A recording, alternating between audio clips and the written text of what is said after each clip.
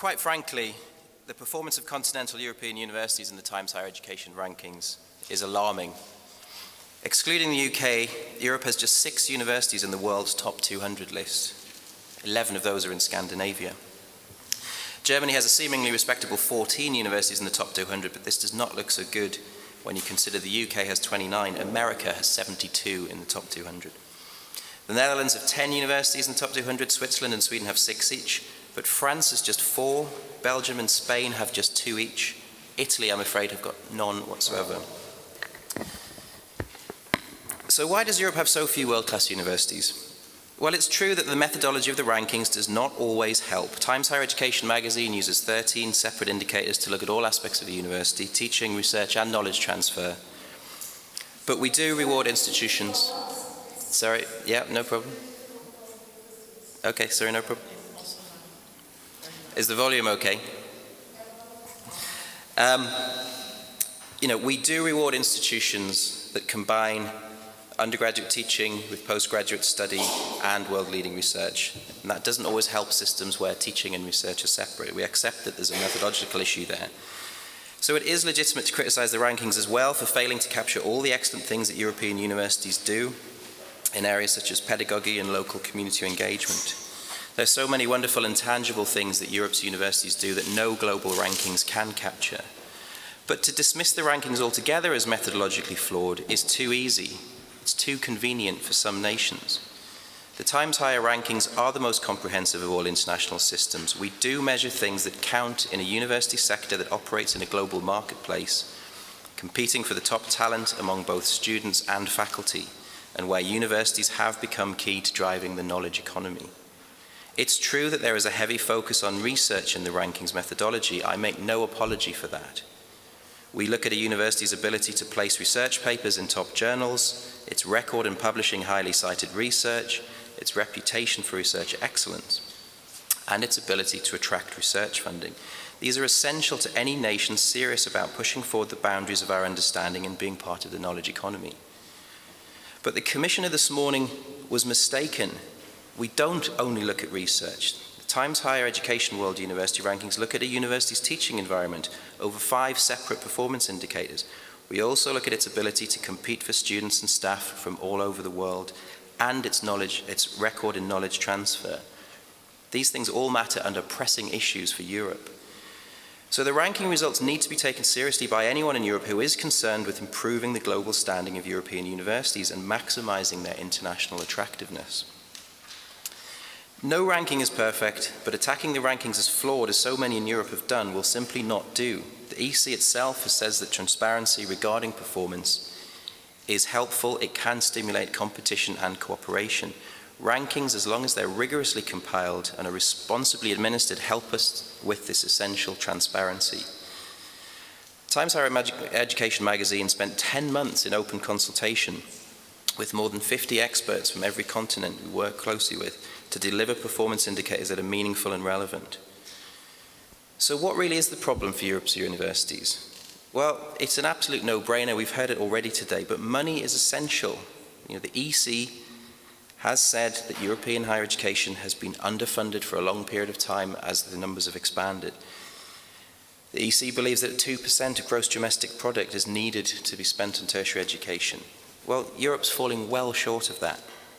According to the latest OECD figures, Germany spends just 1.1% of its GDP on education, tertiary education. In the Netherlands, it's 1.5%, Switzerland spends 1.2%, and France just 1.4%. The OECD average is 1.5%, but America, whose universities overwhelmingly dominate the world university ranking, spent a massive 3.1% of its gross domestic product on its tertiary education. Of course, in America, there's a real mix between state funding for universities and fees from the individual student. As the world moves into a system of mass higher education, every country has to address the difficult issue of the balance of contributions between the state and the individual beneficiary of higher education. There needs a careful examination of the balance between higher education as a public good and as a private personal benefit to the graduate.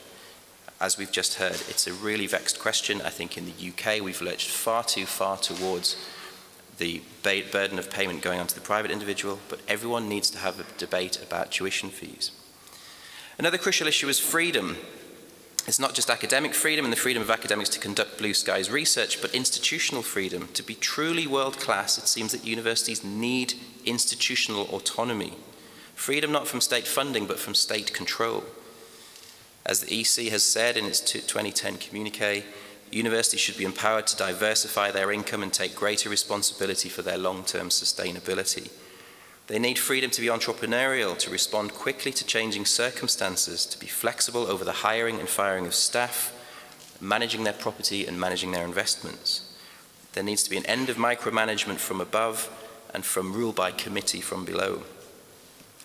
Europe must also make sure it embraces rapid globalization. Again, we've heard a lot about this morning, but we can't emphasize it enough. The world is internationalizing dramatically. Half of every published research paper in the UK is now produced in co-authorship with an overseas partner.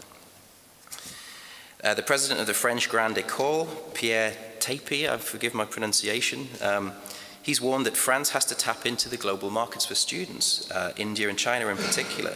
He says France needs to boost its proportion of overseas fee-paying students from 12 to 30% in the next 10 years. It's an issue for everybody. But this means something controversial and no doubt deeply unpopular. It means teaching in English. English is the language of international business, and students from Asia do demand that. English is also the language of global research. To judge research impact, Times Higher Education World University Rankings examined more than 25 million citations for more than 5 million academic journal papers published over 5 years. We use a database of around 12,000 of the world's most influential academic journals. The database gets heavily criticized for being dominated by English language journals predominantly published in the US and for ignoring excellent research in other languages. But I say that research today has to be global. Ideas know no national borders. If we're collectively to push the boundaries of knowledge and solve some of the world's most pressing grand challenges, we need to collaborate across disciplines and across national borders and make sure our research reaches scholars all around the world. This means publishing in a common global language, and the common language is English. So I make 3 simple but crucial points. World-class universities, of course, they need money, but they also need freedom, and they need to truly embrace globalization. And I'll just conclude with one other serious warning provided by the World University Rankings.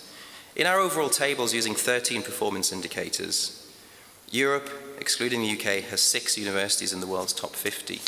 But if you take the data purely based on prestige and image, the World Reputation Rankings, which is a survey in 7 languages of 13,000 plus academics, Europe has only 4. This is really alarming. It suggests that some of the world's most famous institutions with some of the most illustrious histories in the world are declining in their prestige. They're losing their place on the world stage. I think this must be food for very serious thought about the future of European higher education. Thank you.